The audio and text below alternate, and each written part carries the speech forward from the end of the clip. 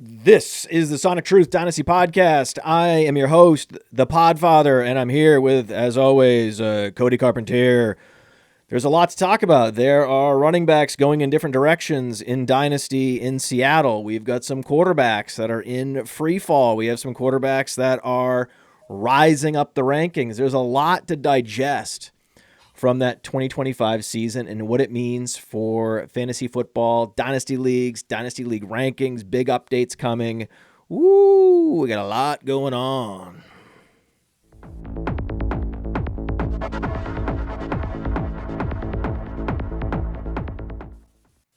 So Cody, talk to me. What is your first quarterback that you want to talk about that you believe is moving up or down the dynasty rankings with some velocity?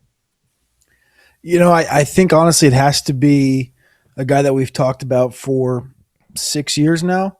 And there's been a lot of feeling around him being a bust. And, he was the golden son. He was the one coming out of Clemson, Trevor Lawrence. And I wasn't talking about Deshaun Watson. That was Trevor Lawrence. And Trevor Lawrence, he was almost written off completely coming into this season. And they kind of had their last opportunity to hire another coach. They go out and get Liam Cohen from Tampa. Remember, he didn't want to take that job. He wanted to stay in Tampa if they were going to leave the general manager in Stowe in Jacksonville. And they fired the general manager. They went and got Gladstone from the Rams. They connect him back with Liam Cohen, who he was with in Los Angeles a couple years before that. And by the end of the year, Trevor Lawrence, he had a 3-interception game against the Cardinals in November. And after that, he kind of woke up. And that's really what got Jacksonville to the point where people thought Jacksonville was going to go on a run this year. And he finished hot. He finished as the QB4 overall in fantasy football this year. And it was really on the shoulders of not having an elite in a potent Brian Thomas Jr. Brian Thomas Jr. had a good year, but it was very up and down in comparison to his rookie season. And there was no Travis Hunter. It was like they go out and trade for Jacoby Myers, and that seems to be this thing that just kind of connects Trevor Lawrence with success. And remember, Jacoby Myers was almost not wanted in Las Vegas. He didn't want to play in Las Vegas. He wanted out. They trade him for peanuts on the dollar, and he goes to Jacksonville and gets a 3-year, $60 million extension. And the rest is history in Duval. And it kind of seems like now going forward, even if they add another weapon or they decide to play Travis Hunter on offense full time or whatever they decide to do in 2026, Trevor Lawrence, age 27, feels like he vaults himself potentially back into the top 10 in Dynasty. And you just look at the numbers for what they are as raw data. He was not that far behind Josh Allen in total overall fantasy points. 24 points behind him as a quarterback. And Josh Allen, of course, has all the rushing upside in the world. Drake May's up there. Stafford's up there with his 40 touchdown passes. He's outscoring Jalen Hurts. He's outscoring Bo Nix, these guys with legs that rush a lot. And Trevor Lawrence was doing it himself. And he only had 29 passing touchdowns, and he was QB4. And if they get Brian Thomas ticking next year, I think this is going to be an interesting conversation to have throughout the summer. And I'm about ready to put him into the QB 11 spot right now. Right. And debate putting him into the QB 10 or the 9 spot overall in Dynasty. Well, look at his age. He's only 26.3. Is that right? Yeah. That seems like a misprint, but that's right. That is how young he is. He is less than a half a year older than Bo Nix. Who would you rather have in Dynasty, Bo Nix or Trevor Lawrence? I think that's the real conversation. And I know Bo's had success as a team. He's got a really good team around him. And I think Jacksonville, as good as that team became at the end of the year, that team's got, I wouldn't even say if you looked at that team at the surface from a talent perspective, you look at Houston and you go, all right, Houston's Super Bowl window is open because of the way that defense is built and the weaponry with Nico Collins and the way they kind of just built that thing. It's like the Super Bowl window's open. And CJ Stroud's going into his extension year, his exercised 5th year next year. And when I look at Jacksonville, I'm like, these guys are still probably a draft away from having this team even close, maybe 2 drafts away from where Gladstone and Liam Cohen are like, all right, here we go. And that'll be Trevor Lawrence's age 28 year, age 29 season. Like, this is a thing, we potentially have 10 years of Trevor Lawrence. Again, this is a lot of projection here, but in a sort of small sample given the last 2 months. But if you had this for the next 10 years, he's going to be 36 years old in 10 years. And what is that worth to you in Dynasty in both Superflex and 1QB when you talk about a guy that put 360 yards on the ground with 9 rushing touchdowns? Okay. So I'm taking Trevor Lawrence over Bo Nix. Good, as you should. Absolutely. Why not? Yeah. What does Bo Nix have? Bo Nix has mobility. Well, now it's 2 years we've seen Trevor Lawrence putting up 300 plus rushing yards. Right? So that he is a rushing quarterback. Like, we could say it officially. He did it as a rookie, and then he did it in his 3rd year, and then he did it in this past year. This past year, the 9 rushing touchdowns, I mean, that was an anomaly. So that's the reason why he's putting up 20.6 fantasy points per game is because he had the incredible rushing numbers to bolster the 4,000-yard season. I mean, he's had seasons with more passing yards. He's had multiple seasons with more passing yards. He's had seasons with better completion percentage. He actually wasn't that impressive from an efficiency standpoint. His completion percentage was at 60, so if you look across the board, we're talking about exactly 4,000 yards and 17 games played, 7.2 yards per attempt, not even 30 passing touchdowns, 29 exactly. That's just your average Trevor Lawrence standard season. This is what we've come to expect. 17.x fantasy points per game. But oh no, he jams the 9 rushing touchdowns in there. And now we're like, oh, well, okay. All right. The reason why I like him more than Bo Nix is because of the wide receiver stability. I think he's got some wide receiver stability and continuity there where we don't know what the wide receiver room is going to look like in Denver. And so there's more uncertainty with Bo Nix. I don't care about the injury. He'll be back. He'll be fine to the ankle. But that's just what a difficult situation that is for Broncos fans to deal with, the fact that there's no Bo Nix in the AFC Championship game, and that he just didn't feel the pain until after the game was over, huh? Like, it was just adrenaline. And then I'm sure what happened was they go and they take his shoe off, and he's like, we have a problem here, guys. Can we get the trainers over here? My ankle is the size of a grapefruit. This is not good. And my daughter was asking me at the dinner table. She's like, so what are Broncos fans thinking? Are they just like, he needs to get out there, or he needs to tough it out? And I'm like, what would that even look like with a broken ankle? Like, do you realize the level of hobble did you think that's somehow better than Jared Stidham? No, at some point you gotta say, hey man, you can't go. I'm sure he was broken up about it. It's not like he didn't want to play. No one thinks that Bo Nix isn't a gamer. Bo Nix is absolutely a gamer. But it's a good thing for me because I am a Patriots fan. I grew up as a Patriots fan. I'm actually going to the Super Bowl this year with Billy. We're going to be in the press box. So, it's working out quite well. Billy is a Niners fan, so this weekend didn't work out as well for Billy. But to win and advance, and then the team you're going to play loses their quarterback, I mean, that is just a luck box. The first thing that occurred to me was, oh my God, here we go again. New England, I can hear the narratives now. New England, they're the luckiest team, must be nice. I knew it. I just knew. I did as soon as I was like, this is what's going to happen. Trevor Lawrence, he is a very super perfectly solid quarterback. I mean, this is when you draft a quarterback at QB 12 and you pass on the upside at quarterback and you're like, I'm going to go with the matchups. I'm in a single quarterback dynasty league and I'm going to go with the matchups. I'm going to take Lawrence and Purdy, and whoever has the soft matchup, I'm going to play that quarterback. That's a pretty damn good approach in single quarterback leagues, because you have out to Trevor Lawrence and Bo Nix and Brock Purdy quarterbacks that are capable of 20 plus fantasy points per game. So it really, in single quarterback, this is a situation where it's as disincentivized as ever to draft a quarterback early. In 2 quarterback leagues, if you look down the board, after Trevor Lawrence, there is absolutely a tier break. After the Trevor Lawrence, Bo Nix, Brock Purdy tier, there's a big tier break down to Prescott, Stroud, Cam Ward. You agree with that, right? Yeah, I think so right now. I think everything that, we got out of this last year, and I think he kind of has to be above Stroud.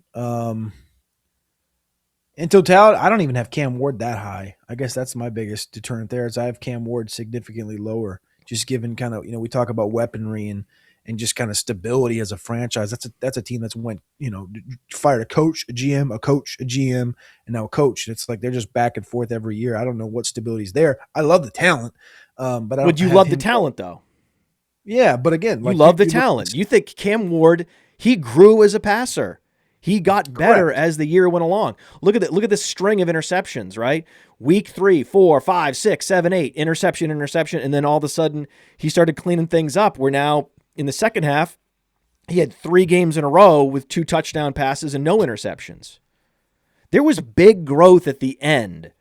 18 fantasy points, 17 fantasy points. He showed big growth at the end. I know it was like a demoralized Kansas City team. It was New Orleans. Like, I understand these weren't the most ferocious defenses at the time that he played them, but I was very impressed. And if they're like in 2 quarterback leagues, Cam Ward is my number 1 target for my second quarterback. I don't mind that. I think that's respectable. The only problem is, like I said, I have a problem with the fact that like Calvin Ridley's dust. He's gone. You look at like the next receivers on that team. It's literally Chim DK, L.A. Manor. The tight ends are mild. The running back room, it's like, do you expect it to be Pollard and Spears again? Like there's no help for him. And now they've hired a defensive-minded coach in Bob Saleh, and I don't know what they're going to do for OC. We'll see. Hopefully it's something – I would love it to be like a Mike McDaniel or something to go in there and be an OC for a year. But we'll see what happens with that. And I think that could go a long way in just like how they attack. What do they think is important in this draft? If they let Robert Saleh have a say, I think you're going to see some defensive pieces drafted here in the first half of these next couple of drafts, which ain't going to help Cam Ward. Like that, they need – the Carnell Tate. They need a Jordan Tyson. They need a Jeremiah Love, something to take pressure off of a Cam Ward. Otherwise, there's no reason we're not sitting here next year and the year after having the same conversations we've had about Trevor Lawrence for the last 5 years. And what did it take for him? It was a truly offensive-minded coach and, weaponry that came in, like Travis Etienne, first-round pick, Brian Thomas, first-round pick, like talent at the positions that are of need for the quarterback to have success. I love Cam Ward. Like I said, I'm not going to quite have him in the top 15 right now unless something substantially changes in free agency and the draft. Trevor Lawrence was dealing with a gutting of his weapons this year because of just complete inability to perform. We can't explain why Brian Thomas dudded out this hard. No one saw him busting this. No one. Even the most vocal detractor of Brian Thomas did not see this coming. And then you have the injuries to Travis Hunter, Brenton Strange, where they had to bring in Jacoby Myers. I mean, Trevor Lawrence did it with Parker Washington and Jacoby Myers this year. Those were his preferred targets that accounted for his production. So this wasn't like, hey, he was sailing on the seas of a great wide receiver room. That's not what he know. What? He rushed for a bunch of touchdowns. And yes, I'm sure there's some plays that Liam Cohen drew up to help Trevor Lawrence get into the end zone smoothly and score those 9 touchdowns. They were calling the quarterback's number inside the 10, inside the 5.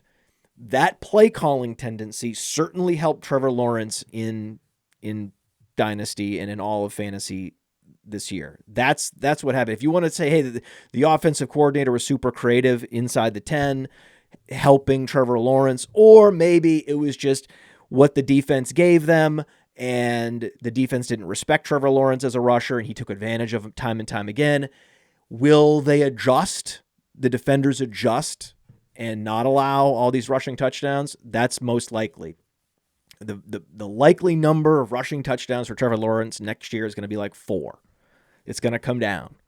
And if Brian Thomas can re-break out, then we might be talking about, okay, he didn't necessarily put up the rushing numbers like he did last year, but Trevor Lawrence exceeded he set a career high in passing yards because Brian Thomas stepped up. Brian Thomas, was reawoken, had a rebirth. Okay, Parker Washington, we can't put that back in the tube. This guy's for real. Like all these things, right? The rapport with Jacoby Myers is as good as it gets for any newly added free agent.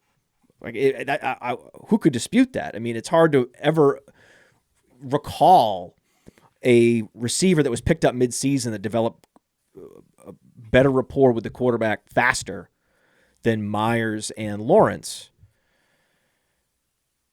But this idea that it's about Liam Cohen, I don't think that's the big reason. The idea that it's about the supporting cast, I don't think that is the reason. I also think that Cam Ward, and I want to ask you this question, is more likely to run in 2026. You agree with that, right? They're going to unlock the rushing of Cam Ward this year, this coming year. That's what I'm expecting. I'm expecting an uptick in rushing and rushing production, rushing touchdowns.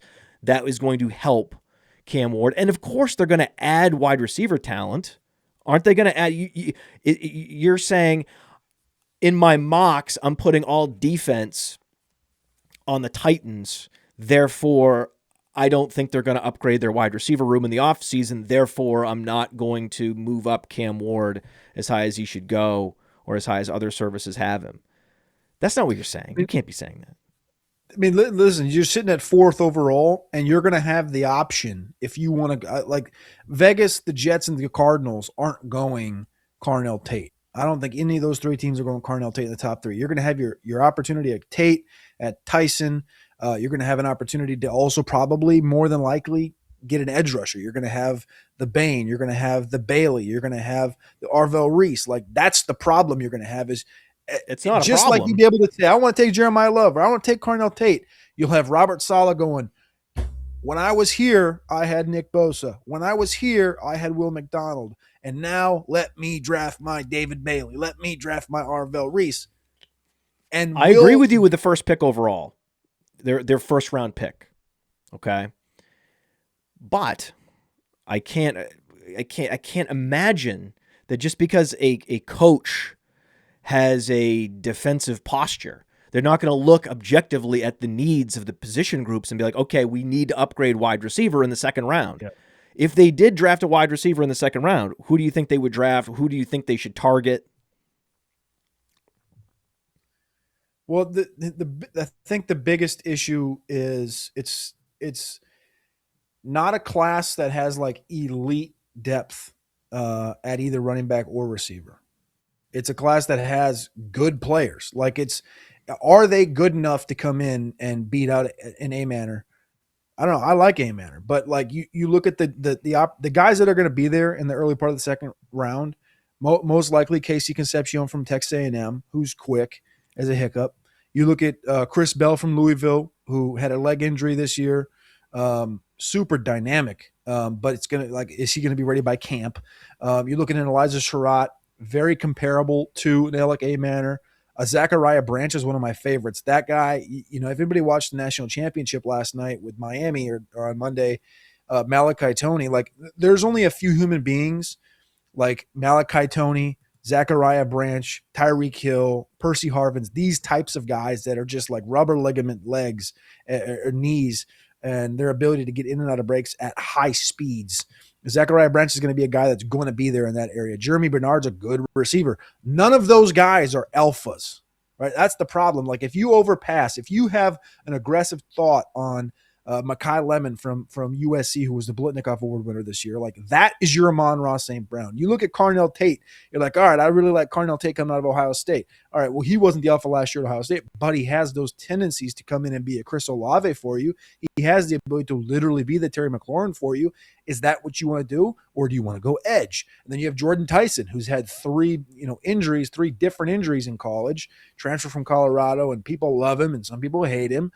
But he's got alpha tendencies. He's 6'3", 212 pounds. It's like there's a lot there at the top, and it's really kind of any flavor you like. But again, if you surpass that and you say we're going to take edge here instead, and we're going to go Arvell Reese, or we're going to go David Bailey, then you're talking about going down to the next group, which doesn't really have a true alpha, which is the definition of what Tennessee needs. They don't need a 2. They got a good 2 in Alec Manor. They got a good 3 that can burn in Chim DK. They need a 1. And that's, I think, going to be the biggest problem with the Tennessee war room is like, do we go edge and suffice the coach and get your building block, which they've missed for the last 6 years in Tennessee, or do you get that receiver for your franchise quarterback? Question. Okay. You have Arvell Reese in your most recent mock on Roster Watch. Go to rosterwatch.com and just search for Cody Carpentier mock draft. You can see you have Reese as a linebacker. He's an edge, though. You consider him he's an edge. outside linebacker, edge. Outside linebacker, edge. Okay, so we'll call him an edge. So you think that the Titans should go edge, and you prefer him to David Bailey? I don't think that they should go edge. I think that they should go whichever flavor they like. That in my next mock, I'm probably leaning Makai Lemon, to be honest with you, from USC. Okay. That would be my if I'm making the move, I'm getting the Makai Lemon to go in there and be my 140 to 160 target guy for Cam Ward, because you're missing that more than anything. On the defensive side, it's like, we can throw darts at Styles. You can get guys in the 3rd, 4th, 5th round that are athletic projections. Like you think of like a Danielle Hunter. You look across your division right now at Danielle Hunter, who was a mid to late 3rd round pick, who was just an Adonis of an athlete out of LSU, goes to Minnesota, has a great run, and now he's like, the linchpin of that defense with Will Anderson. It's like you can get guys like that can break out as rookies at edge. At receiver, it's a little bit tougher, especially when you're looking for the alpha and not just like a sack artist. So, and to answer your question between Reese and Bailey, it's really tight. I prefer Reese, but they're two stylistically different guys. At wide receiver, you have the Giants taking Carnell Tate. Is that going to be true in your next mock? I don't know. That's an interesting one. They go and hire Harbaugh. They're sitting at 5 right there. I think there's a lot of options for them. I think if they did take a Carnell Tate, I have a lot of friends that are Giants fans, and they like hate their team. They're like, man, this team sucks. I can't believe this. I can't believe that. I'm like, listen, the front seven's pretty good on defense. You don't really need to expend any assets there. And like you look at the offensive side, it's like, again, for what we've talked about for 5 years now, since like the Evan Neal stuff, it's like offensive line. The problem really with this draft class, Matt, is that it's like the offensive line is not that fantastic at the top. There's some guys that can play, but they're not, these all-world offensive linemen. So if I'm the Giants, I'm putting Carnell Tate with Malik Neighbors and giving Dart, he's got Theo Johnson there. He's got Scattaboo. Like, I'm giving Dart the same kind of treatment that Cam Ward would be getting here with the process for Makai Lemon. I'm giving him another weapon inside of Malik Neighbors. Take a little pressure off Malik Neighbors coming back from that knee injury. Like, it helps this offense overall, I think. And Wan'Dale Robinson's a free agent. Go to PlayerProfiler.com. You can see that the Wan'Dale Robinson contract expires. The guy's only made, $6 million, $7 million in his career. He's ready to get paid. Wan'Dale Robinson's been pretty productive, actually. All right, if you think about the number of years that he has, put up 140 targets, we're 2 consecutive years with 2025, 2024. Not that explosive, though. We know he's not delivering the big explosive plays. Do you think they bring Wan'Dale Robinson back as well? I would. I'm sure they'll let him test the market and just kind of see what it is, because it's a fine class, but I think they would let him test the market, and I'd bring him back. What is he, age 25? So I don't know if he's going to cost. I don't know if you're going to give him more than. I don't know if you're going to give him more than 12 million, 11 million, 12 million. If you can get him from in that category or a little bit less, I'd take it. But there's also an opportunity out there, like you come off 1,000-yard season and you kind of just show people what you can do out of the slot. If somebody likes that that niche, that thing, he's a guy that can go in any given week and take on 12 to 14 targets as we saw this year. So Yeah. there's 31 other teams going to be bidding for you, but I think in that offense, and also you have to take into account the draft. Like you're forecasting, of course, during free agency, like, oh, what are we going to do with the 5th overall pick? But it's going to be an embarrassment of riches, man. I mean, it's going to be Giants, incredible.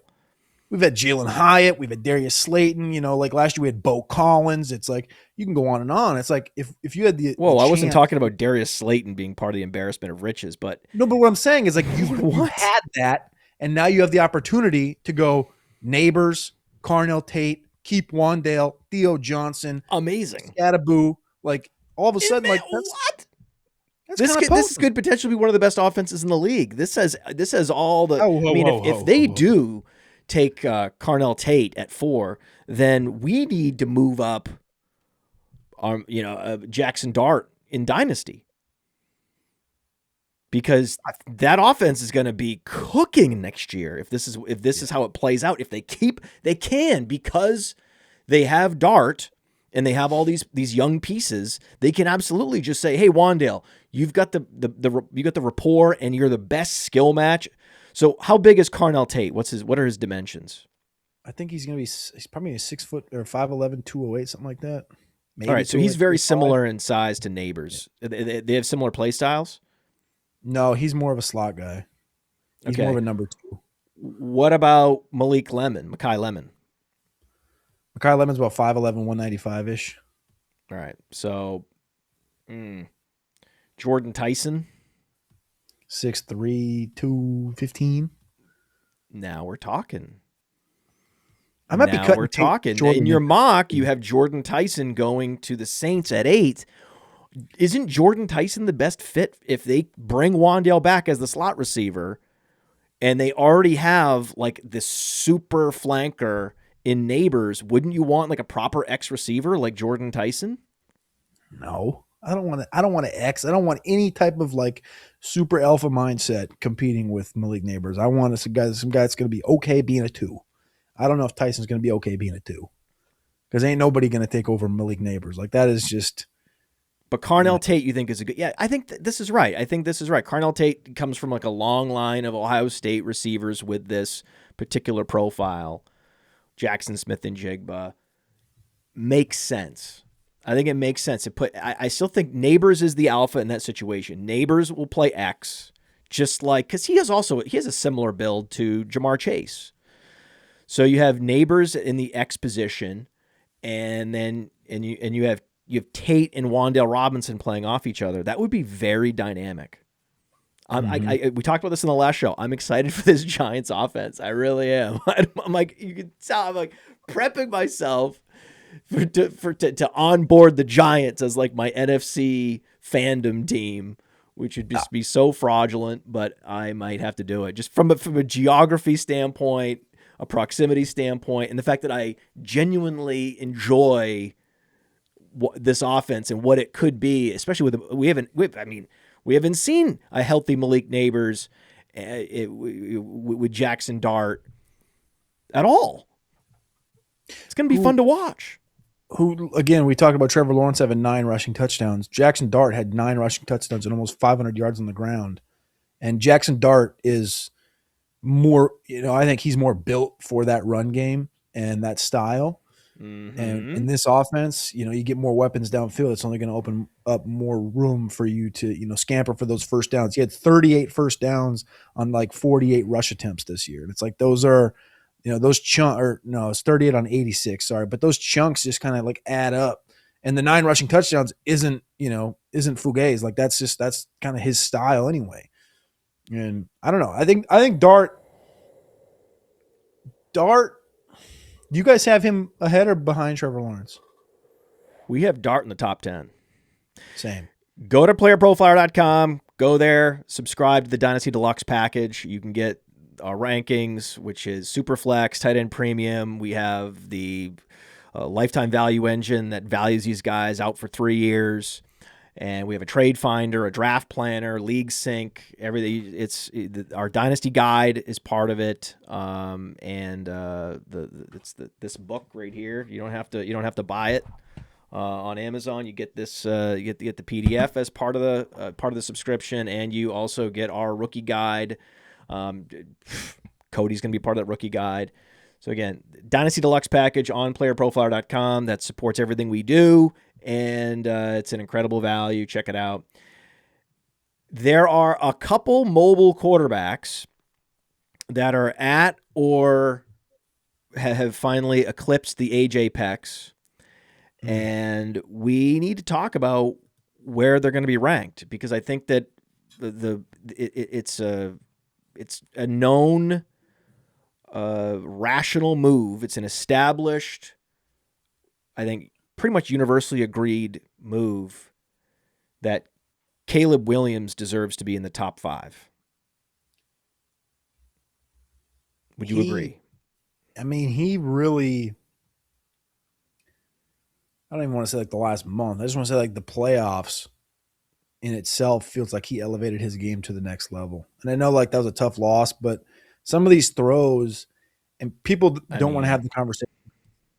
Diabolical at this point to say like, oh, he's comparable to Patrick Mahomes, but it's like, how many guys make the throws he's been making? Back foot blind to the back of the end zone. What? It's not just like a one-time thing either. It's like he's been doing it since like week 6, and it's like these rolling out right, sprinting to the sideline, and he does it on a weekly basis. And I think people are like taking it for granted, of like this like thing where 90% of the quarterbacks in this league, when they're rolling out, even to their right, which is their 4 direction, and they throw downfield, it's usually it's got that tail that takes it out of bounds, or it's not powerful enough, or they throw it out of bounds intentionally. But he's constantly looking downfield, and constantly he's got this 90-mile-an-hour hose just ready to just pepper DJ Moore sitting on the sideline, and like it's just different. And like, texting my cousin, texting a buddy, and they're like, man, Caleb sucks. I hate Caleb. And I'm like, what? Listen, dude, I was not the biggest fan of Caleb in college. And the pre-draft process kind of won me over a little bit. Seen him at the combine, talking to him. I was like, I can kind of get behind this kid. And then you saw him because he was crying in his mother's arms there at the end of his college career. Did that affected you? That must have really degraded his dog rating. Well, he was a borderline kitty cat. He was a dog on the field, but when you come off the field, it was like insta kitty cat. You're like, whoa, what are we gonna do with this guy? And it doesn't matter because you don't score fantasy points, and you don't play football off the field. You play football on the field. And when you're on the field, this dude, he's a winner. Period. And you attach a Ben Johnson to him, and this is the exact thing we're talking about with Cam Ward, with Jackson Dart. What did they do in Chicago? Well, we have Cole Kmet. Don't care. Add Colston Loveland. Well, we just traded for DJ Moore. Don't care. Draft Roma Dunze. Don't care. Draft Luther Burden. Don't care. Go get DeAndre Swift. Don't care. We let Kyle Monangai. We're gonna get him late in the draft, and he's gonna be a 1-2 punch. Like, let's go out and spend the money on the offensive line. And what did it do? It had them inches away from going to the NFC Championship in year 1 with Ben Johnson. And Caleb's special, and there is no reason that he's not top 5 at this current stage. Like I don't think you can make an argument for Lamar. I don't think you can make an argument for Jalen. I don't think you can make an argument for even Dart, who we just talked about. Like with the weaponry in Chicago, and there's always like this theory of like, Chicago. It's like the wind and the cold weather, and it's like what he's done the last 3 weeks in the cold weather in Chicago is enough to tell me that like he's going to be fine. Patrick Mahomes been able to do it in Kansas City for a decade.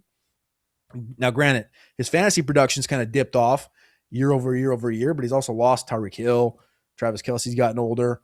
They gained the run game. Whoa. Don't speak for 2025. 21.2 fantasy points per game this year. He's Patrick Mahomes back.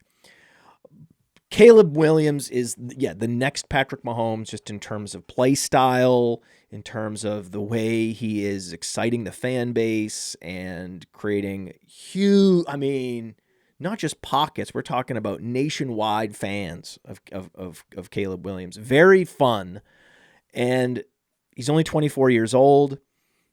He was the number 1 overall pick. He's physically gifted in a way that got him drafted ahead of Drake May and Jaden Daniels, in spite of the concerns from some of the football guys. And now it's all coming together. So yeah, this is a top 5 quarterback for sure. The quarterback 5, QB5, is where it's interesting. Yeah. Right, because there's a tier break after Caleb and Jaden Daniels. And then the big question, the big burning question is, what do we do with a 29-year-old Lamar Jackson? What do we do with a 27-year-old Jalen Hurts? These two quarterbacks are not necessarily poised to continue to dominate year over year over year. With Hurts, there is some a crisis of confidence in his long-term production capability. Has the league figured him out?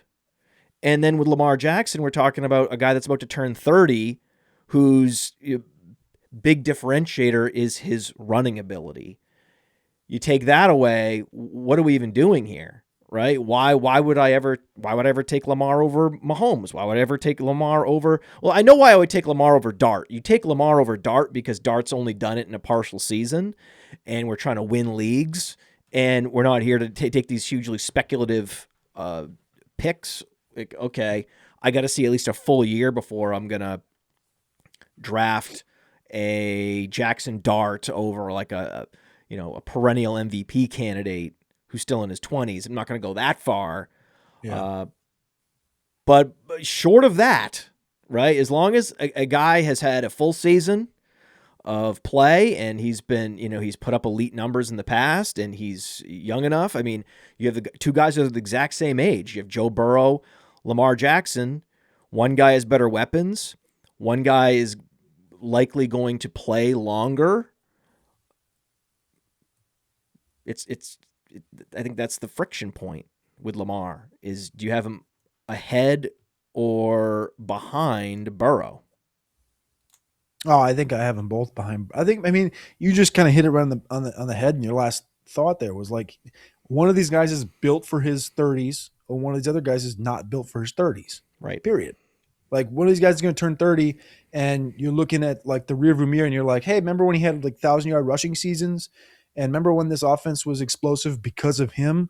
And now you're looking forward and you're saying, all right, well, what is he going to have to do to create an explosive offense? He's going to have they fire the coaches, and he's going to have to find weaponry. Is Bateman and Flowers and, a 33-year-old Mark Andrews, is that going to be enough for Lamar to take that next step forward as a passer? Or is this a situation where, they're going to, are they going to be able to keep Derrick Henry there? Is Derrick Henry going to be able to take enough pressure off the passing game to allow him to be successful? And the Joe Burrow side, it's not even a question. You're just like, well, as long as the guy's healthy, he's going to have T. Higgins, he's going to have Jamar Chase. If they can somehow get a running game, or Chase Brown can be Chase Brown, like, this is going to be a good offense. And it's generally every single year going to be like, that's a top 5 scoring offense in the league. Maybe it'd be top number 1 scoring offense in the league if they got rid of Zach Taylor, but we'll see what happens. I don't really think it's even a conversation, though, between Burrow and Lamar Jackson from that perspective, because the floor can fall out so fast with Lamar in Dynasty that it should almost scare you. And it's like a stupid, you're like, oh, injury, you shouldn't project injuries, you shouldn't talk about injuries. But like, we're literally now in what are we in year? Is this year 8, 9, 6, 8? We're in year 9 now with Lamar in 2026. And he hasn't had, he had 900 yards last year, played in 13 games this year, only had 349. So he's pacing like 550. Like, the rushing came back down to earth. He was QB1 in fantasy points per game in 24, 3 before that, 6, 7, 8, 1 in 2019. He dropped all the way down to QB 15 overall in points per game this year with a running game. And I don't know if they're going to add more talent around him in the receiving game, because I don't know if there's really enough talent to add that whole situation. They like Devontae Walker. They like these guys that are just like okay receivers, and it's like he seems stuck, I guess is what I'm trying to say. He seems just stuck in what he is, which to me is not even, really a top 8 quarterback in Dynasty. Yeah, when you look at a guy like Cam Newton, who was a run-first quarterback, who was, an elite physical specimen, you're talking about 700 yards, 2 consecutive seasons to start his career in the NFL. And then you had the huge 10 touchdown season in 2015. But again, these are all in his mid-20s. Then he has a 700-yard season in 2017. And then, that's pretty much it. That's a wrap. Once the guy turned 29, he never touched 20 fantasy points per game again. And this is the thing. If you do it with speed, strength, physical explosive ability from the quarterback position is really nice to have. But if you can't do it with your arm consistently from the pocket, then once you hit your 30s, you need to be discounted significantly. This is just the way it is. It's the way it is. It's going to be this way for Jackson Dart eventually. One day we're going to be having this conversation about Jackson Dart. It's all the same. It's just right now, it's interesting because Lamar is older, but it's almost a mirror situation to what's happening with Jalen Hurts. Is at 27.5 years old, it's okay, everything was teed up for him, and then he only posted 19 fantasy points per game with good receivers, with the right weaponry. And there's just a lot of football talk about how limited Jalen Hurts is as a thrower and how defenses are, waxing and waning, how they're covering him, how they're approaching him, scheming against him. And it really, it feels like a cat and mouse game where, okay, can we keep our gimmicks with Jalen Hurts ahead of NFL defenses? And then this past year, it felt like, the yards per attempt crashing from 8 to 7. The rushing yards came way down. The completion percentage dropped by 4 points. The bottom just fell out of it this year. And you can't just say, oh, this was a bad luck year. All these things conspired against him. There's a lot of years where that is true for a lot of quarterbacks. This year, it's hard to find the reasonable excuses that say, okay, yes, this guy's an MVP. They're going to be committed to him for as long as he wants to play football. There's no fear about Jalen Hurts in Dynasty whatsoever. But then you read the Philadelphia media, and it's oh no, there's a problem here, potentially. What do you think? I don't know. I can't figure this out. I'm not a super X's and O's football guy, especially a defensive coordinator mindset. But it's never been easier, or it hasn't been easier in many years to trade for Jalen Hurts in Dynasty.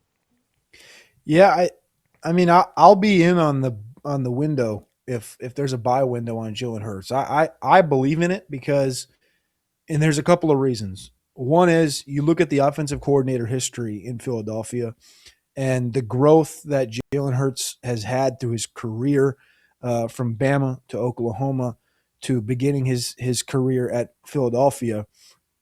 He's gotten better. He got better every single year for 8 or 9 years there, dating back to being in Alabama as a passer and as an overall football player, as a leader, all these things. And, he had Shane Steichen the first couple of years in Philadelphia. Great. Brian Johnson for a year. Kellen Moore, again, now Steichen and Moore both going on to be head coaches. He gets Kevin Petullo for this last year. And it just happens to be the biggest failure of a year that Philadelphia's had under Jalen Hurts, is under this offensive coordinator who's now not their offensive coordinator. He's gone. So I'll be interested to see, one, who they bring in as the offensive coordinator. Two, I look at the health on the offensive line for Philadelphia this year. They only had one offensive lineman play more than 90% of the snaps, or sorry, two offensive linemen play more than 90% of the snaps, Mailata and Steen, which has been the base of their success for the last decade, is, having Lane Johnson, having Jason Kelsey, having these guys as the center of the football team. It's like, oh, they got a good defense. They draft all these Georgia guys. They draft all these Bama guys. Yeah, but the whole team has always been centered around the offensive line, not the quarterback, not the receivers, not Barkley, not the defense. And the offensive line had hiccups this year and injuries, and Lane Johnson missed a ton of time. And A.J. Brown went through his stuff. And it's like, you know what? If they trade A.J. Brown this year, that could be a big problem as far as the Jalen Hurts value goes. And I think it's probably a reasonable thought to think that they could trade him. But they're not going to not replace him. The last thing Howie Roseman's going to do is trade A.J. Brown and be like, nah, let's just roll into the year with Jahan Dotson as the number 2. Like, it's going to be a trade to go get a Jordan Tyson, or it's going to be a trade to go get, a Jordan Addison or a Justin Jefferson or something like this, of somebody that's got some ability out there that they can acquire. Or maybe it's a Brandon Ayuk. I don't know. It doesn't really matter. And then on the opposite side, it's like Brandon Ayuk. Philadelphia is going to be at the center of the NFC conversation every single year because of that defense, because it's still a young defense that's growing in the front seven and the back end. So as far as the Jalen Hurts stuff goes, yes, I do think his value's coming down. We're seeing it before our eyes. And we're seeing it from the Philadelphia media, which I always love when the Philadelphia media pushes something negatively, because usually it means there's a rebound effect in the opposite direction for us. So I'll take it. And then from a Jalen Hurts perspective, comparing to Lamar Jackson, I get it. We can look at the rushing touchdowns, though. Like, look at the last 4 years, 10, 13, 15, 14, drops down to 8. Has more passing touchdowns, but then rushing touchdowns dropped off. Again, we talk about the offensive line. I think there's, a positive regression here in this Jalen Hurts Philadelphia thing, because, a bunch of nuanced things like, they're going to be pissed off in 26. It's going to be a team that's going to be attacking the season differently because they're seeing Washington, who took a step back. They're seeing the Giants, who are going to be drafting well, and they're going to be coming after him with Harbaugh this next year. You look at Dallas. Like, Dallas is going to be a good football team. Like, this is going to be a tough conference where, you talk about the Giants could have a top 5 or top 10 scoring offense. It's like this whole division, again, is going to be another one that you're going to want to have your paws on in fantasy. I'm not going to drop the bag and sell out on Jalen Hurts. If they're going to give me value, I'll take it. But I'm still going to take a Jalen Hurts over a Herbert.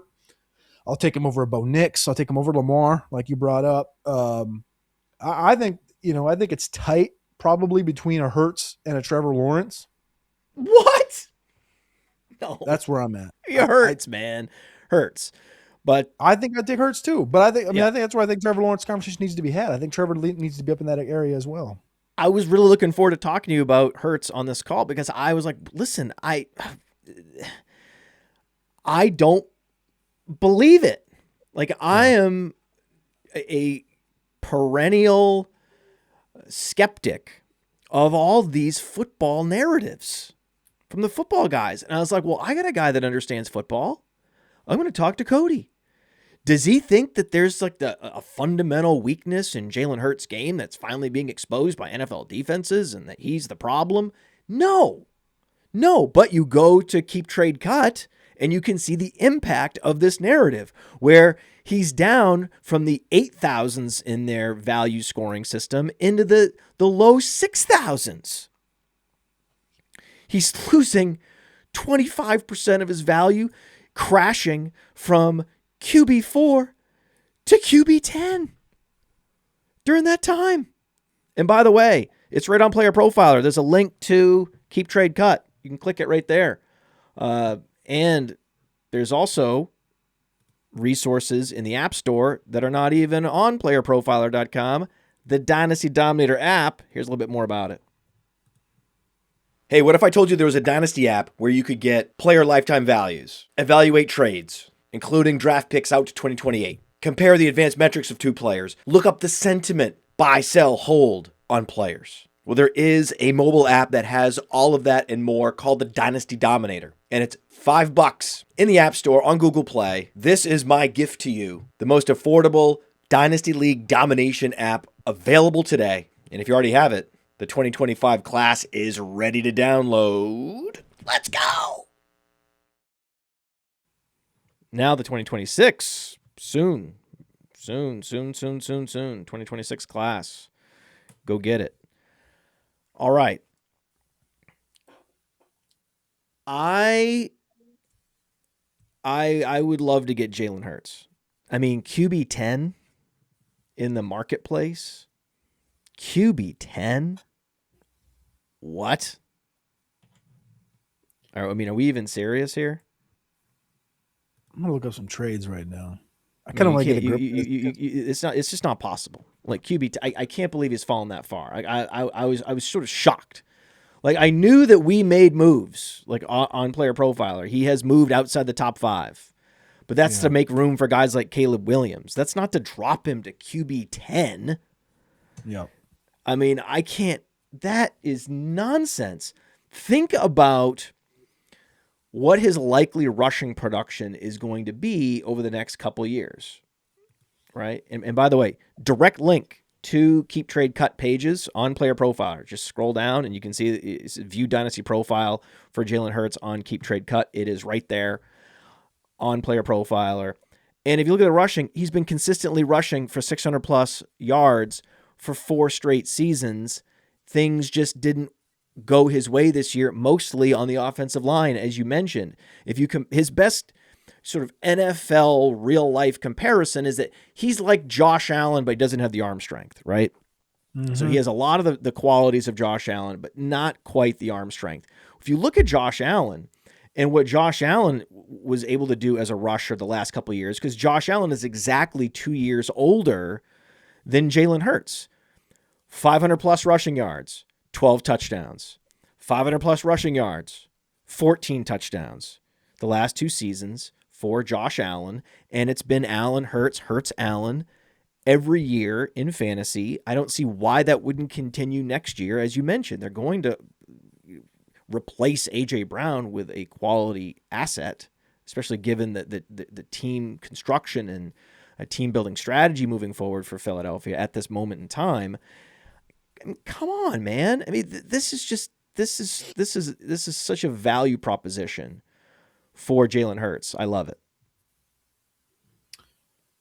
Yeah, some of these trades don't make a lot of sense to me, but I think that Tyler Shook for Jalen Hurts, like with a pick swap, doesn't make a lot. One quarterback in a 1 quarterback league, you're doing that 11 times out of 10.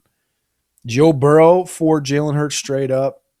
I mean, that's in 1 quarterback. I'd probably still lean Burrow by a little bit, but I'm not worried about the Jalen Hurts side of the conversation. You just said, like, even if they get rid of A.J. Brown, they're still going to go out and they're going to acquire something.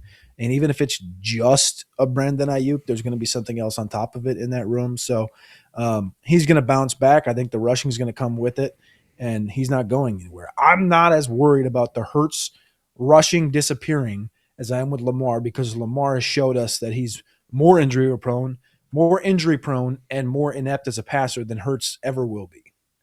This is my larger point, that it makes sense to be very concerned about Lamar Jackson.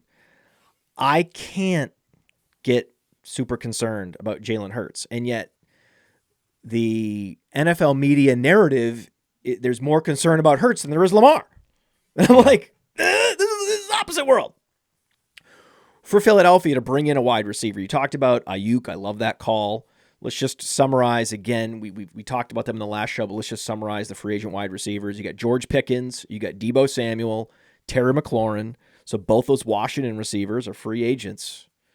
And we talked about the Giants are going to want to add a receiver opposite Neighbors. Philadelphia is going to want to replace A.J. Brown. Then you also have Juwan Jennings, Mike Evans, Jacoby Myers, actually a free agent, which makes sense. That's an expiring contract. That's how Jacksonville got their hands on him. Then you've got Rashid Shaheed still in the playoffs. We talked about Wan'Dale Robinson. Also, Romeo Doubs is a free agent. What him? So of those guys, who should replace A.J. Brown? I will say one notable thing is that Myers did get an extension in December in Jacksonville, so he'll be there for 3 more years. But the guy that should replace, good for him, man. the guy that should replace AJ Brown, I do think would be like I think they would trade for somebody like an Ayuk from San Fran. Or I mean, when you look at the free agent group, like if you're looking at it from a value perspective, and I'm not sure if it'll happen. I'm not sure if he'll make it to the market or not. But Mike Evans, I think, would be a very interesting one in Philadelphia because he spent this, he spent a decade plus in Tampa, and they've pushed it to the limits. And however they feel about that whole situation is how he feels. He was hurt this year, which obviously he's into his 30s. It's going to add some value. He's going to be age 33 this year. I think of Mike Evans in that offense, not being –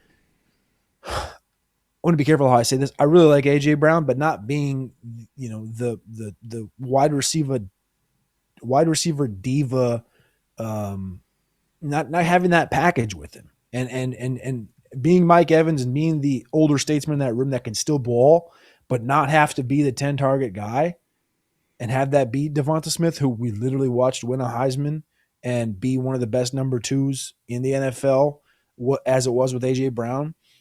Get back to the running game, get this offensive line back in shape, utilize your tight ends and Dallas Goedert and stuff, and utilize Jalen Hurts more. I don't think it would hurt this team to get rid of an AJ Brown and, downgrade to like a Mike Evans and, maybe a Rashid Shaheed. Like maybe it's something like that. Maybe it's a two-piece like that. You're not replacing him one for one. Maybe it's a two-piece. Maybe it's an older Mike Evans on a 1-year deal and like a Rashid Shaheed that brings a speed element, something like that. I would love that. And I think that might be something Howie could do. Devonta Smith is interesting. The more you talk about Devonta Smith and the fact that might bring in a veteran receiver, if it's like Mike Evans, not a huge threat to his target share, but you could open up more targets, right? Yeah. So a little bit more of a veteran presence, especially, and not the biggest target earner anymore at this point in his career, would funnel yet more targets, especially as a guy that would occupy defenses like Mike Evans, could funnel yet more targets to Devonta Smith where he's a value. You go to his value on Keep Trade Cut.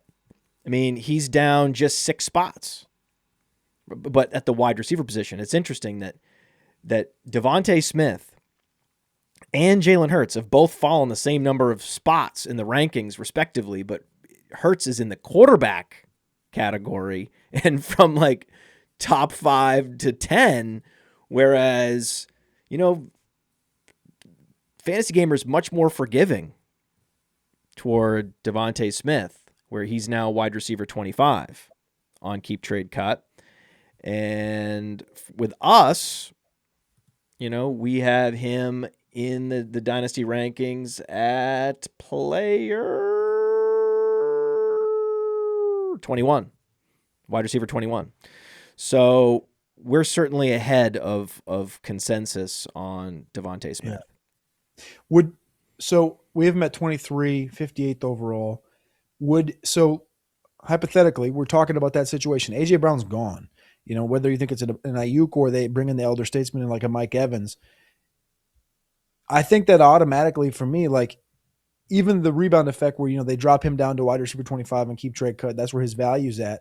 I think that thing rebounds, back up into the 20s. You're talking about, I think he gets up, again, if it's a Mike Evans, if it's a Rashid Shaheed, you're talking about a value where he's sitting, for me, I'd put him in the Adunze, Garrett Wilson, Brian Thomas category, Ladd McConkey, like up into like names like that in that offense. And I know that I don't have this, overly aggressive, I want 140 targets. I'm the alpha receiver. I'm going to read the book on the sideline and tell you and tweet and do this, blah, blah, blah, blah, blah.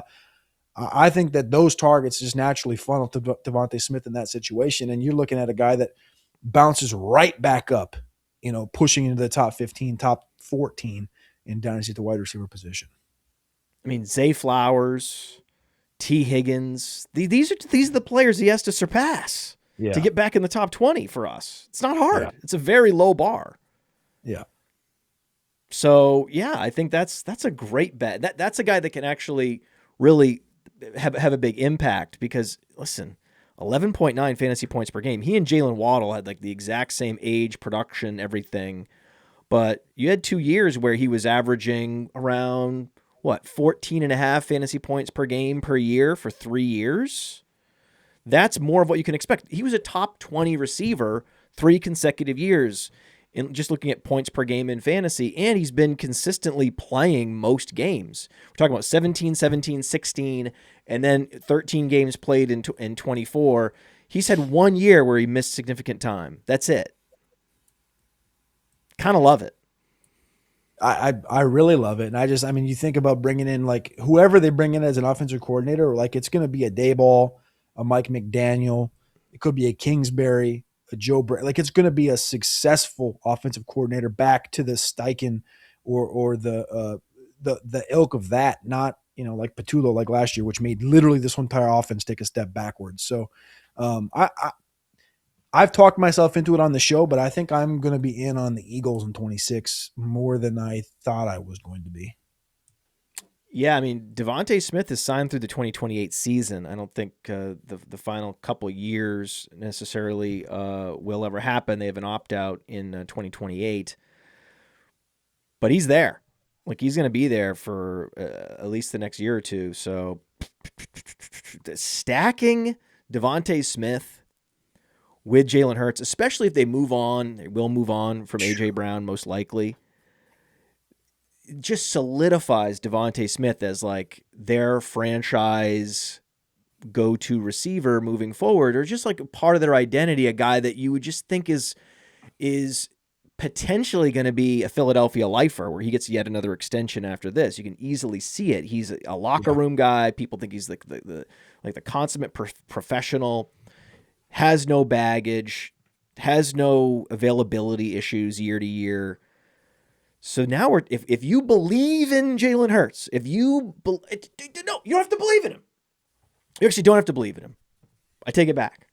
You have to believe in him at all. You just have to believe that he's pretty good at football and that he had all those seasons of mostly merit-based production.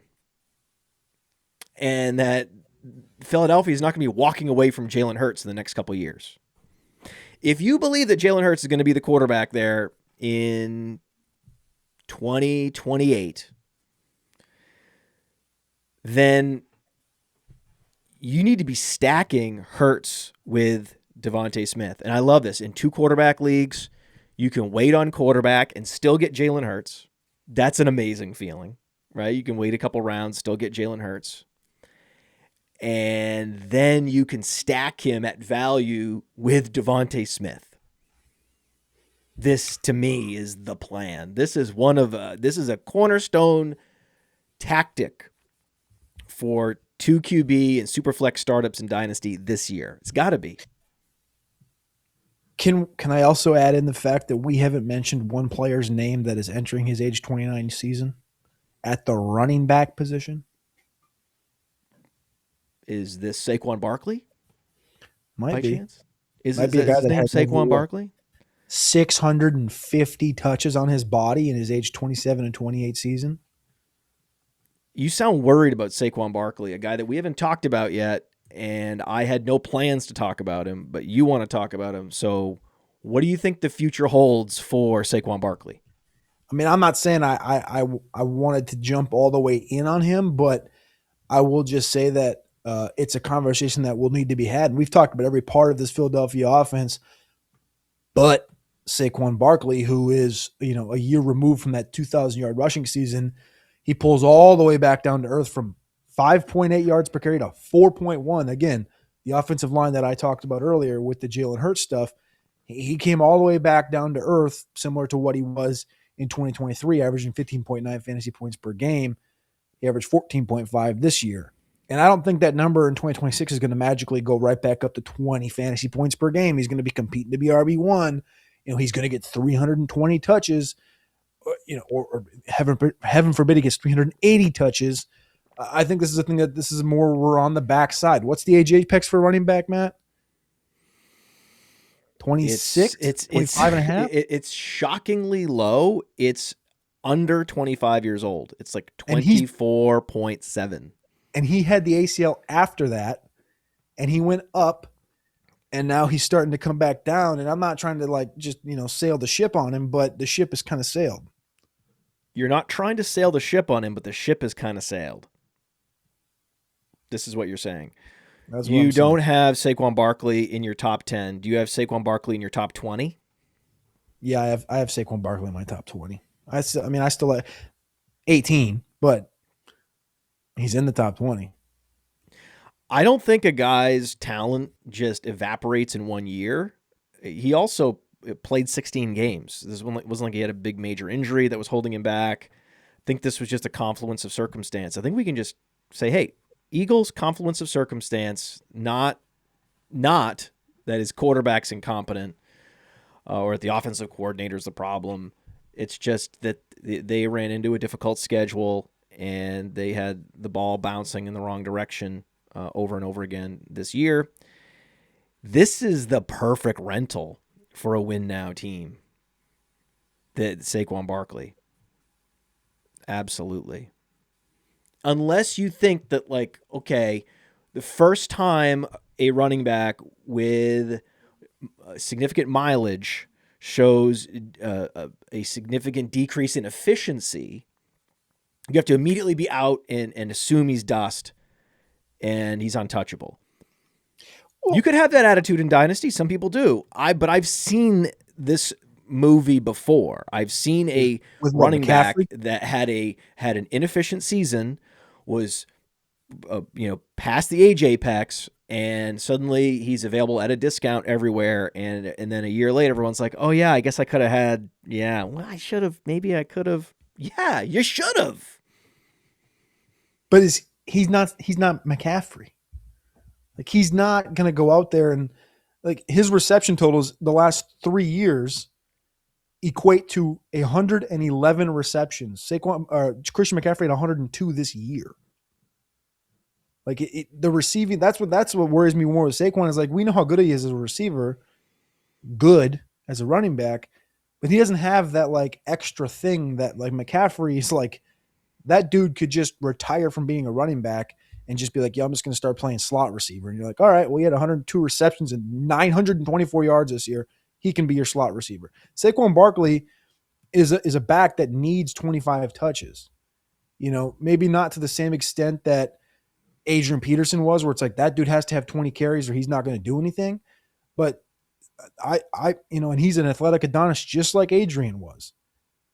But that floor, it literally fell out in front of our eyes from an efficiency perspective this year. Like, he dropped almost 2 yards per carry, which, again, if you go back to 23, he was at 3.9. Like, he had a regression. He had a super elite season, and then he came right back down.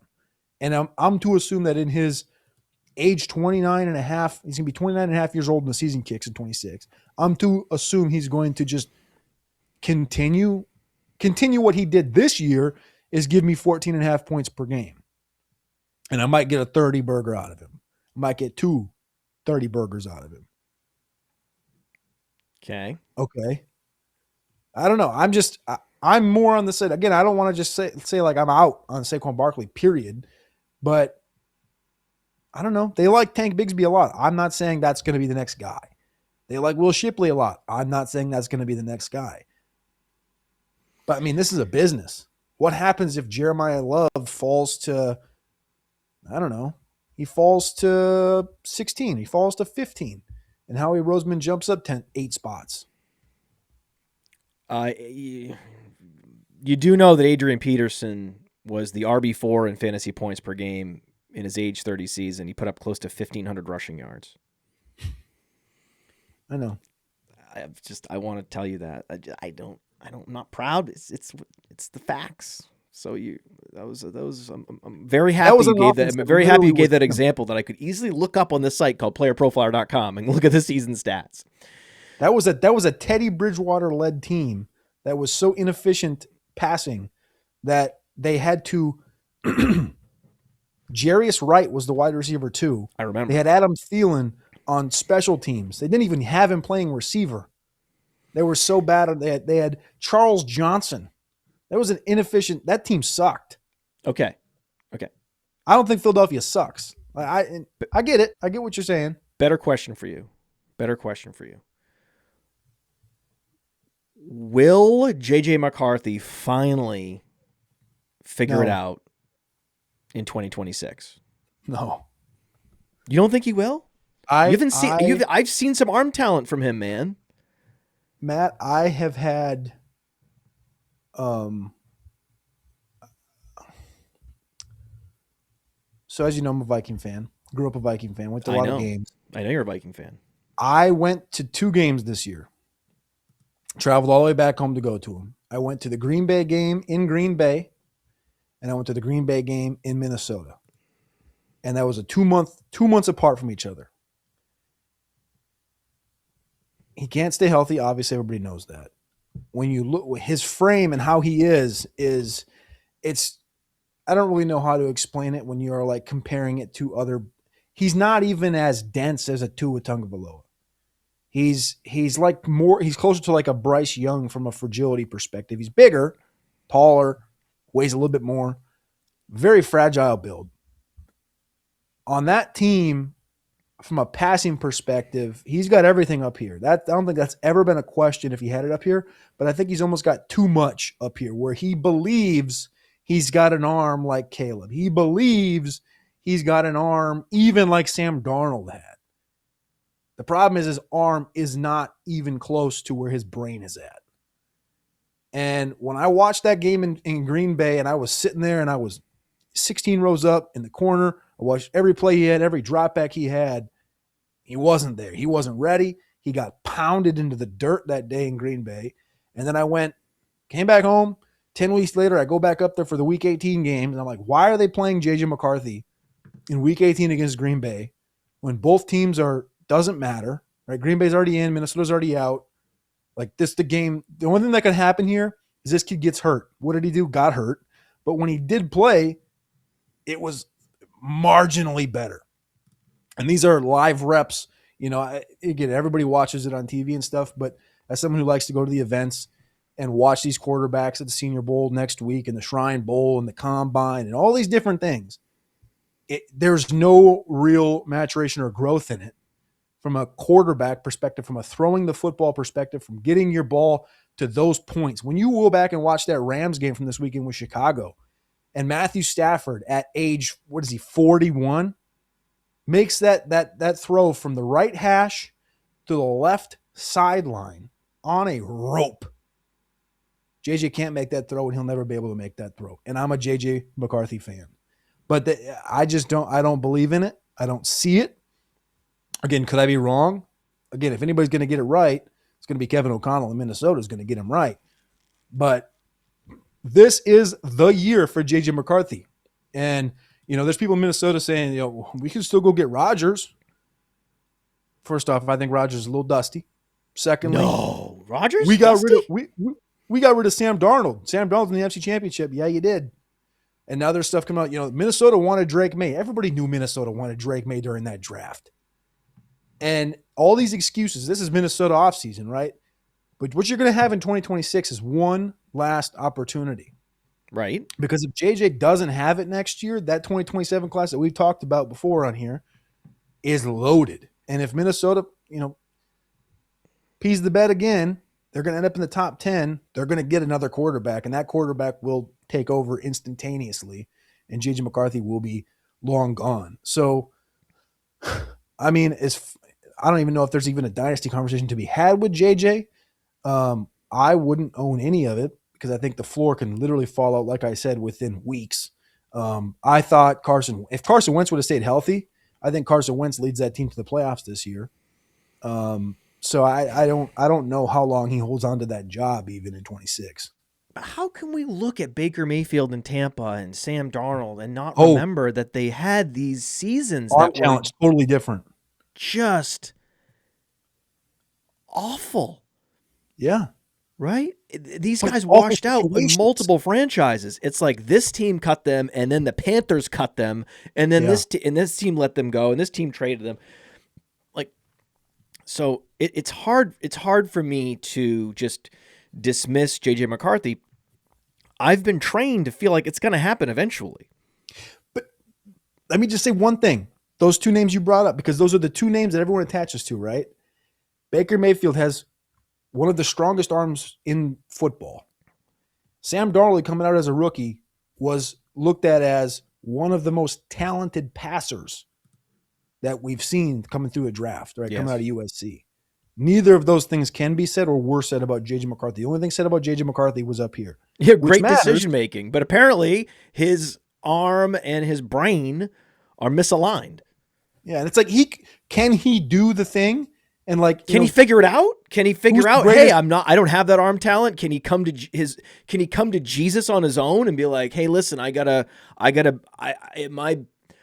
best play for who I am option to increase my value for my next contract and help the team is for me to embrace my comp on Player Profiler, which is Alex Smith. Boom. Doesn't he need to like embrace his Alex Smithness? Isn't that really what he needs to do? Yes. Yes. But I don't know if that's like, he's so like his brain is, you saw it up there in New England with Tom Brady. It's like Tom Brady's brain, the way he's wired, it's different than how JJ's. It's not entirely different, but like the overwhelming confidence. But it's just like, is JJ willing to put that work in to get his arm? Because nobody ever said, hey, Tom Brady's got the greatest arm talent ever. He's got the strongest arm ever. He knew what he could do. He was the greatest quarterback ever, but the greatest game managing type quarterback to ever exist, because he knew he wasn't a gunslinger. He knew he wasn't this athletic freak. He knew what he was. And I think that's, I think Shador's going through that. I think, Geno went through that to a certain extent. Geno had a little bit stronger arm. I think you look at Purdy, and I think you look at JJ. Like, there's a number of guys that just like, either if you figure out who you are or you think you're something different than you are, it's going to take you a little bit longer. And like even Michael Penix to a certain extent, like he's got that Atlanta situation is going to be sticky as well. I don't really want to talk about that, but like his arm talent and his arm strength isn't, that of a Matthew Stafford. He's a guy that needs to understand what he is. At Washington, it worked a certain way because of the weaponry he had and the offense he played in. But in the NFL, it's totally different. I think the same goes for JJ. We're coming off a very unfortunate game for Zach Charbonnet. And so, he's out. Kenneth Walker is going to be the main guy this week. It's very rare that Kenneth Walker plays without Zach Charbonnet. Zach Charbonnet has been incredibly durable, and you feel terrible for this happening at this particular moment in time. But it now feels like Kenneth Walker, who is an impending free agent, is more likely to sign back with Seattle. If the front office looks at whether they make the playoff run all the way to the Super Bowl or they get stopped by the Rams in the NFC Championship game, there's going to be a game, one or two games in the playoffs featuring Kenneth Walker. And if he shows out, he's going to get an extension right in Charbonnet's face. That is going to, I couldn't even imagine in fiction worse timing for a guy where it's set up. Everyone that watches football sees, this guy has a little bit extra oomph, but Zach Charbonnet is almost as good in all phases and is also super productive. And there really is not much reason to keep Kenneth Walker if you have Zach Charbonnet. I think he made that point once again this year. And then for this to sort of erase all that work at the very end. And now if you have him in Dynasty, you're like, wait, I'm building, getting ready to trade him. And then poof. This could really, this could conceivably cut his lifetime value rating in half, depending on what happens with Kenneth Walker in the offseason. Really?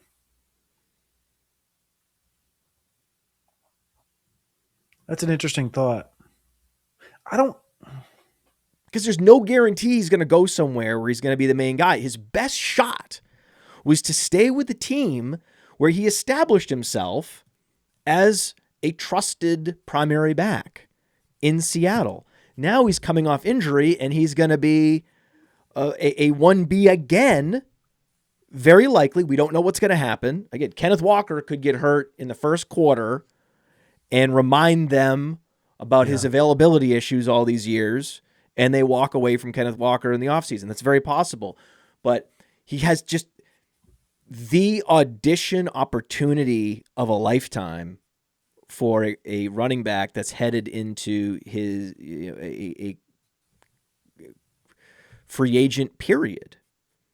It's very, I mean, Kenneth Walker is, I can't imagine how hard and focused he's working this week.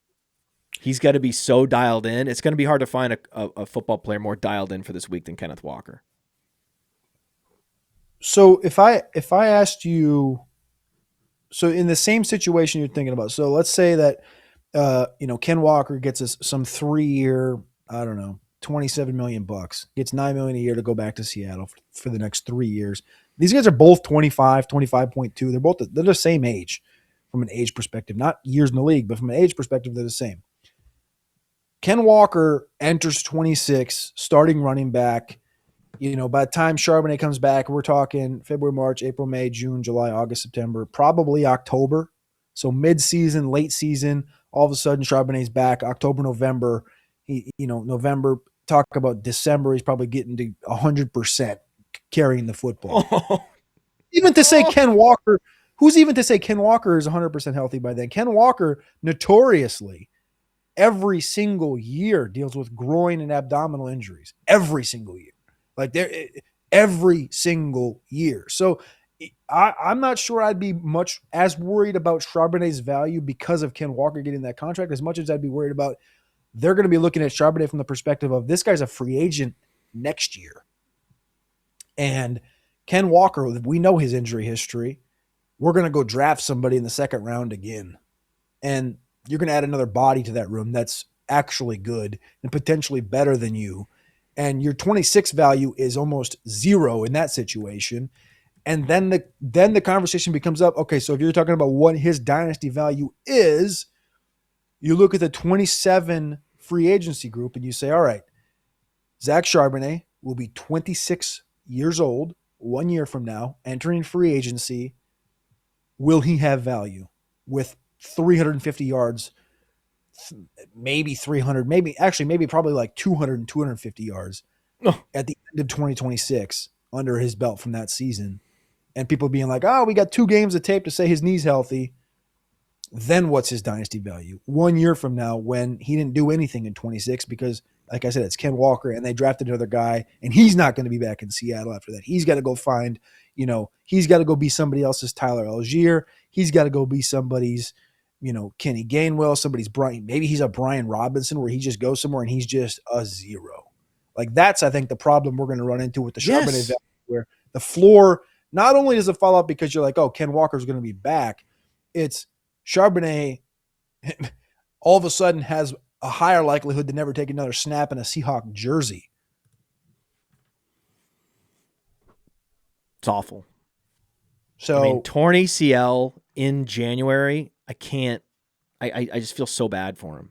Yeah. I just feel so bad. I mean, it's like, woof, right? And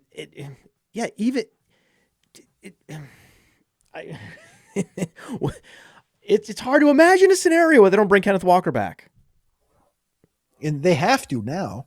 I mean, they have to. I mean, we talked about it on the last show, the free agent running backs. They could, I guess, let him go and sign Breece Hall or let him go and sign Travis Etienne or I'd do the Breece Hall side. I would let him walk and go get. I mean, Breece that's Hall. the thing. I mean, this is the scenario. I mean, are they gonna let him go and bring in like a Pacheco or an Algier? I guess they could let him go and bring in Algier. Now we're talking. I mean, that would be kind of sexy. That would be cool. That would be creative. I just don't ever give teams the credit to do that. I think they're just going to do the thing, which is the natural thing, which is we need running back. We have running back. He performed for us in the playoffs. He scored touchdowns. He's explosive. We like him. And He'll be back. So yeah, I think he's a riser. Charbonnet, again, it's just like he can't fall enough, right? And if you go to like keep trade cut, it's still too early to get a sense for it. But on Player Profiler in the Dynasty rankings, we're going to be way out ahead of it, and it's going to be like, really, is that far down there? And like, yeah, it's like you got to get real about guys like Brandon Ayuk. You got to get. I mean, this is not the same because there's no locker room tension with Charbonnet, but this is still a player that had like a mid-season ACL and then was never heard from again the next season. Oh my God. And then he's going to be past the age apex, and then he's going to be heading into free agency with a more limited resume with red flags. And it's going to be like, oh my God, what is he going to do? Where is he going to go? How much is he going to sign for? You can't. Brian Robinson oh my God. So if I look on our Dynasty rankings right now, where do we have old B-Rob? RB 46. We got him at 43. And it's interesting because there's another player with a knee injury right there. Jonathan Brooks. RB 45, Jonathan Brooks. He's gonna be in there. That's where he's headed. God, that's where he's headed. This is so good. Feel so bad for him. Oh my God. I think I'd take Jonathan Brooks today. Oh. I think I would. Because I get 3 years? No, probably 2.5. What is Brooks? Brooks is 23. I think I get 2. So I get 2 years. And again, he's a year closer to free agency than anything. He's 22. Mm-hmm. He'll be 23 in July. Mm-hmm. Yeah, dude. I think he hasn't played football in 2 years, but Walker gets an extension. Brooks has a much easier path. This is fucking crazy. This is crazy. It's true though. Yeah. This is. I mean, I've always been Team Kenneth Walker just because he was so utterly dominant in that last season with Michigan State, and then he acquired Tiki Barber style, acquired a very difficult to acquire NFL skill. Tiki Barber learned ball security, and somehow, some way, Kenneth Walker is one of the few running backs that learned how to be a target magnet out of the backfield, going from 0 to above average receiver. That's super rare. So for those reasons, the breakaway speed, the all-purpose skill set that he's developed, I've always been Team Kenneth Walker. And now to see the disparity widen to this point, it's just like, oh man, not like this. I will say not that like this. I will say Rico Dowdle is a free agent this year, and they have Chuba, who's in age 27, entering age 27, his second year on a 3-year deal. And Dave Canales just last week said that Jonathan Brooks was going to be competing for the starting spot next year. It's probably just going to be those 3 guys, Hubbard, Brooks, and Trevor Etienne in that backfield. I mean, that's a scary thought. I never even really had the process to say Zach Charbonnet was going to fall down to the B-Rob, to the Jonathan Brooks category, but I think that's a very real spot. And listen to what you're saying, man. It's worth remembering that Rico Dowdle is winning people leagues. Yeah. Not necessarily in the playoffs, but got people to the fantasy football playoffs, which then allowed them to go on a run and win the league. So certainly he has some responsibility for taking some fantasy teams to the promised land. Mr. Rico Dowdle. He's good. He's going to go somewhere. And if he ended up in Seattle, Kenneth Walker is going to miss a game or two.